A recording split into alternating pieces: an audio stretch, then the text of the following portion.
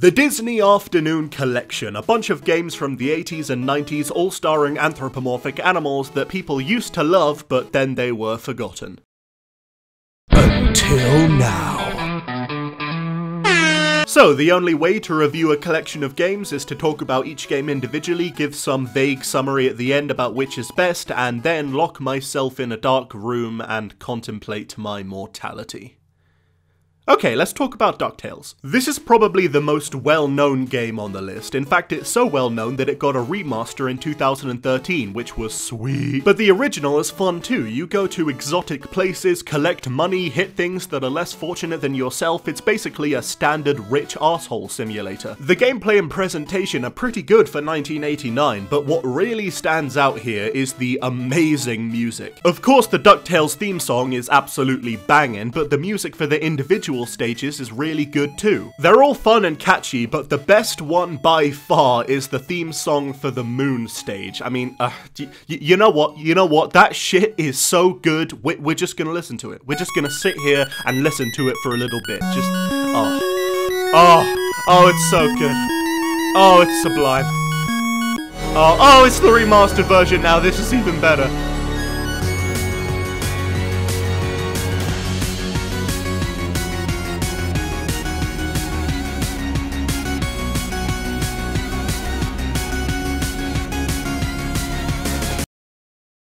And funnily enough, I didn't even know that Ducktales had a sequel, but it did, and in my opinion, it's even better than the original. I mean, the music's not as good, obviously, but the level design is way better, and the bosses were more fun and memorable in my opinion. Next one is Chip 'n Dale Rescue Rangers. Now, this is the game that controls the best, I think. You move fast, you jump high, and it all feels super tight. Most of what you do in this game is throw boxes.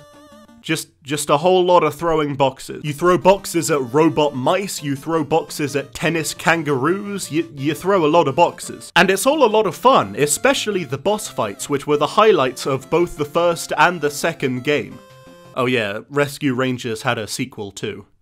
Why did nobody tell me? And just like with Ducktales, I actually think the sequel is better. It's got a nicer, cleaner art style, more interesting and challenging bosses that make better use of the level design. In fact, so far out of all the games I've played, I think this one holds up the best. But you know, I can't help but feel like we're missing something. I feel like we need something different, something extraordinary. Something like a bear wearing a hat flying a plane. Oh! Now, something you may have already noticed about this collection is that it gives you the ability to rewind time and erase any mistakes, a feature that I'm ashamed to say I used a lot. But if it wasn't for this feature, this game would have taken my whole fucking life to finish, because good god, this game is unforgiving. Now, I'm sure there are some NES veterans out there who will be all like, nah, it's not hard at all. I beat this game when I was 5 years old and leprosy had taken both of my arms. Well, that may be the case, my armless comrade, but for me, this game was harder than nipples on a cold day. In this game, you fly around shooting bad guys and collecting fruit until you get to the end and fight a boss, and it's the bosses that really got me. Sometimes they would just berate you with bullets non-stop, and sometimes they would have weird small hitboxes that were hard to shoot. Not that it wasn't fun to finally give them the business after getting shot so many times, I just didn't like,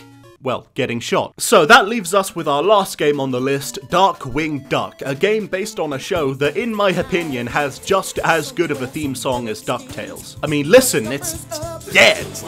Darkwing Duck, oh, when there's trouble you call DW. This game is actually a lot of fun. In fact, I'm quite surprised I hadn't heard about it before this. You play as Darkwing Duck, who has a little gun here, but he can also hold on to ledges and platforms, and that's really the mechanic that most of the levels are built around. It's actually pretty smart how the game uses this hanging mechanic, not only in the stages, but in the boss fights too. Also, just a quick side note, remember the days when having a boss fight at the end of every level was just standard practice?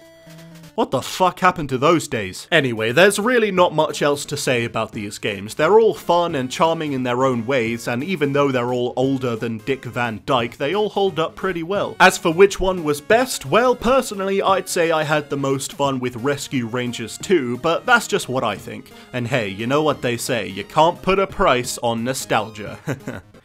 Oh. Oh, apparently you can. I had a lot of fun with these games, and whilst there were a few things here and there that I could easily nitpick, I don't think that's fair considering when these games were made. At their times, these games must have really been something else, and it's collections like these that remind us of just how much games have evolved, but also how much they've forgotten. If you ever get a hankering for some good old-fashioned NES fun, and you're bored with Shovel Knight, I'd say you should pick up the Disney Afternoon Collection. Also, fuck you, who the hell gets bored with Shovel Knight? The Disney Afternoon Collection is a stupid name, but the games are fun, so that's cool.